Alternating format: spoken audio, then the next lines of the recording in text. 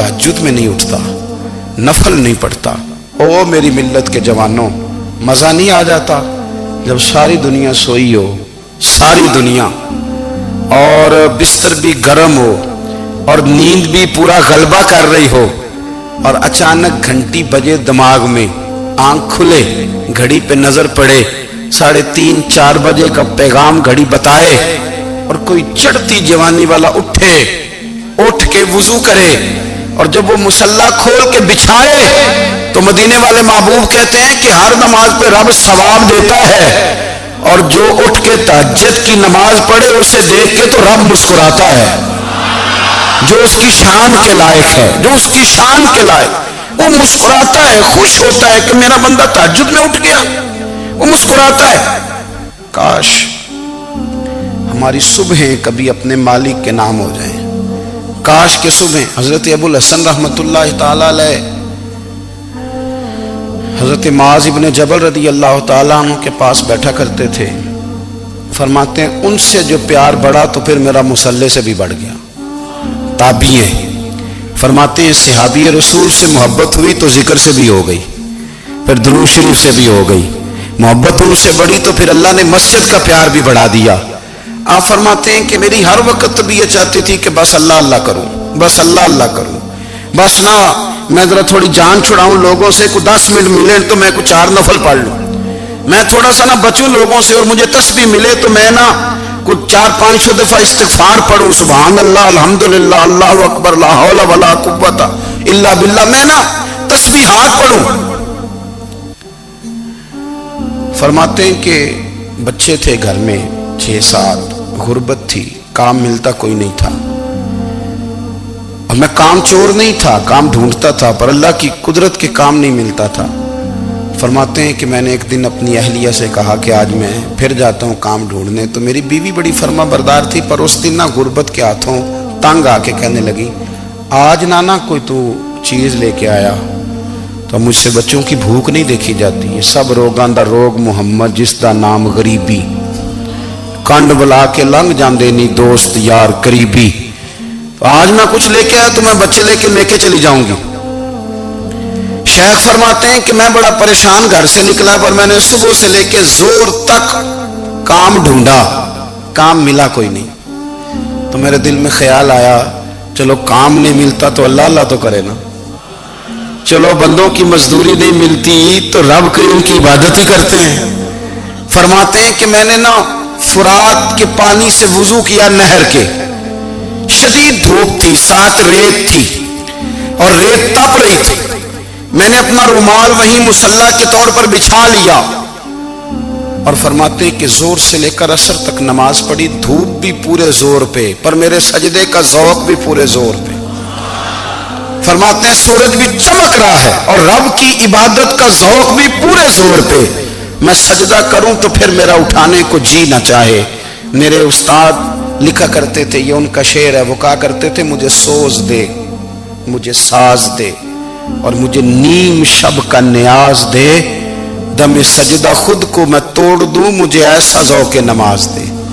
और मैं तेरी बहार का फूल हूं, मैं खिला भी हूं तो तेरे लिए, मुझे मेरी शाख से तोड़ ले, मुझे अपनी जुल्फ का नाज दे।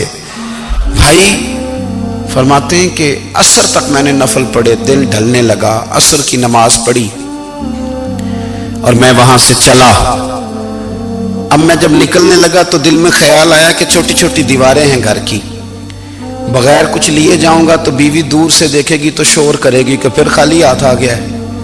कहते मैंने अपने उसी रुमाल में जिस पे मैंने नमाज पढ़ी थी ना, रुमाल में की आखी दे पंजाबी ज साफा, कहते हैं उसी में ना मैंने कुछ रेत भर ली कि वो दूर से देखेगी तो समझेगी कुछ लेके आया है, चलो जाके उसे बता दूंगा कि आज फिर मजदूरी नहीं मिली। कहते हैं वो रेत लेकर जब मैं घर में गया तो पहले बीवी दरवाजे पे खड़ी होती थी, पूछती थी खाली हाथ आ गए हो, आज मैंने देखा तो है ही कोई नहीं। फरमाते मैं अंदर दाखिल हुआ, सलाम लिए, कोने में मैंने वो रुमाल रख दिया और मैंने आवाज दी कि भली मानस कहाँ हो, तो वो कहने लगी आप मुंह हाथ धो ले, मैं रोटी लेके आई। मैंने कहा रोटी कहां से आ गई, यहां तो कई दिनों के फाके, तो कई दिनों की गुर्बत है, یہاں تو اس گھر میں تو فقیری ہے. فرماتے ہیں کہ وہ روٹی لے کے آئی اور اس وقت کی جو موجودہ نعمتیں تھیں سمجھ لیں سلاد اچار ہر چیز ساتھ لائی. میں نے کہا کہ بچے کہاں گئے؟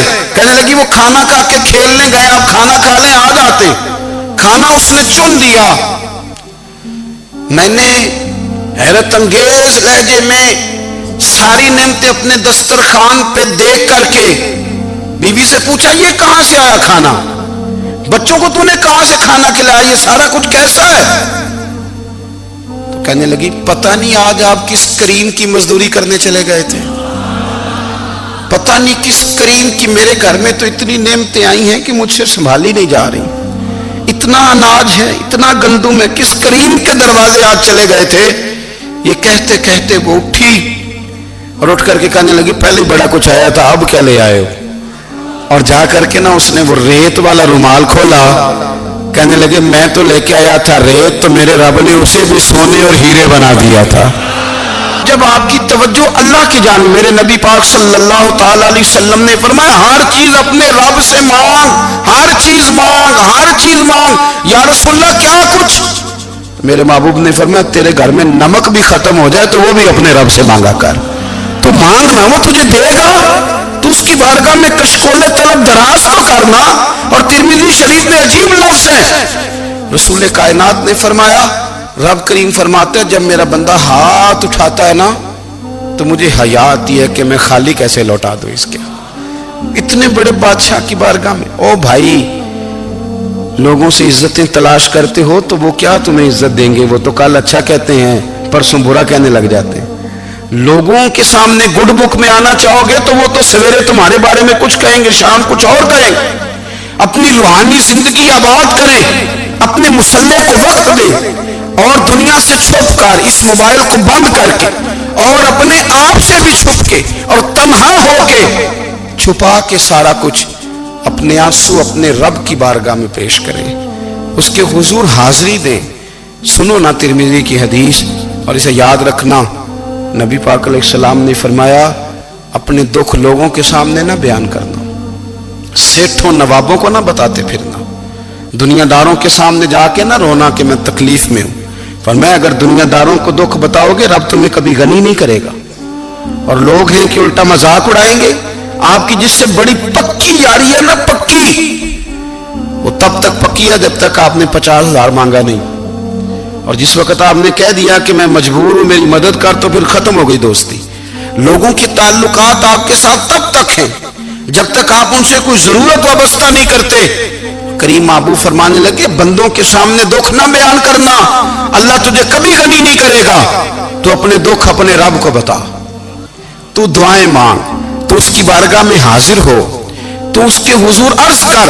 فرمایا اپنے دکھ اپنے رب کو بتا، وہ جلدی کرے یا دیر سے کرے تجھے ساری دنیا سے بے نیاز کر دے گا.